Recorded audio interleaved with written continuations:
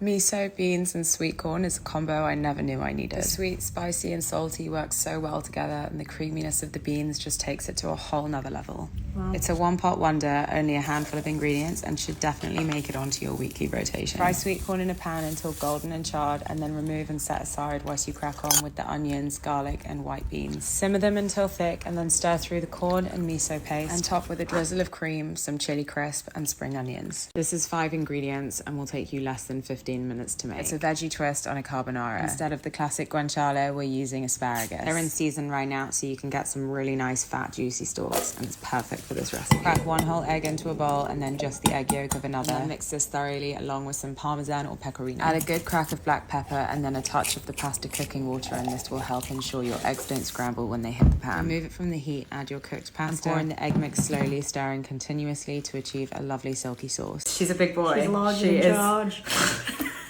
If you haven't tried crispy rice yet, then this is your sign. It's way easier to make than you think, and it comes out so crisp and crunchy. The grapefruit really works. Squish some pre-cooked sticky rice into a lined tin and then freeze until solid before frying until golden. We went for 2 toppings. First, a chickpea tuna, because you can't go wrong with the classic. And we topped it off with some hot sauce and furikake. And then a little more on the adventurous side with a ponzu-soaked grapefruit segment, which was absolutely unreal, refreshing, zingy, and just an all-round explosion of flavour. The full recipe's in the caption, so let us know what you think.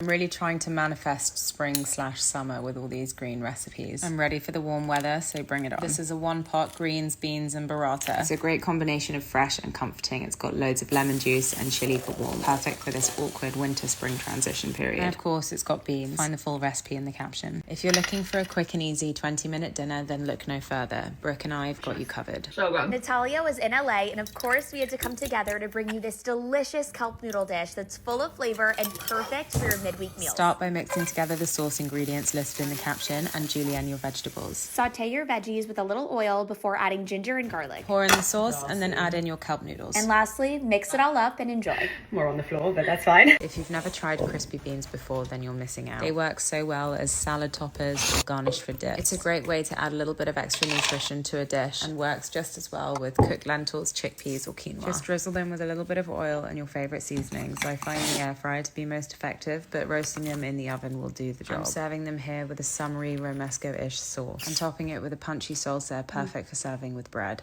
If you're looking for a bank holiday brunch, then look no further. This is a spring-inspired courgette and potato rosti topped with some steamed asparagus, a gooey poached egg, and a very easy lemon mustard aioli. Grate your courgette and potato into a clean tea towel and then squeeze out as much of the liquid as possible. Smush it down in a hot pan so it's nice and compact, and fry until golden on both sides. I like to use a plate to flip it over. Get your egg onto poach and steam your asparagus and mix together the aioli ingredients. Assemble it all on your favourite plate and finish with chives.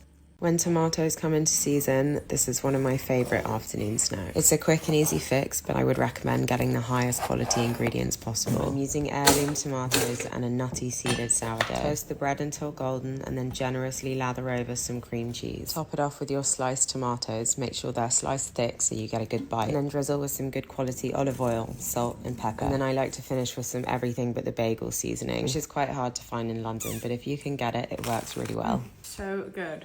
It feels a little bit like wishful thinking posting a potato salad right now, because even though the sun is making an appearance every now and then, it still feels quite nippy outside. But asparagus and new potatoes are coming into season, so let's just say this is a manifestation of eating al fresco. So this is a potato salad tossed with pesto asparagus and crunchy sprouts and served on a tangy lemon garlic yogurt. Top it off with some pickled shallots for added zing, and this will be the perfect accompaniment to any dining situation. I'm going through a bit of a life change at the moment, and even though I've already addressed it and clarified it in my stories, I know some people may have missed that, so I'm going to further clarify it in the caption to this recipe. That's so good. So if you're interested in finding out what's going on, read below. But if you don't care and you're just here for the food, then this is a delicious jerk carlin pea recipe with roasted cauliflower and a mango lime salsa. It's punchy, fresh and colourful, and perfect to bring on the spring-summer vibes. I used to be a personal chef, and this is my never-ending series of what I used to make myself after a long day of work when I really just couldn't be bothered. And this is a spring edition. It's a super green pasta using peas, asparagus and basil, and then complementing it with some really salty bacon. And seeing as everything gets chopped up super fine, it was only right to use conchiglie or shell pasta because it catches all the little pieces. Every bite is an explosion of flavour, and it will take you less than 15 minutes to make.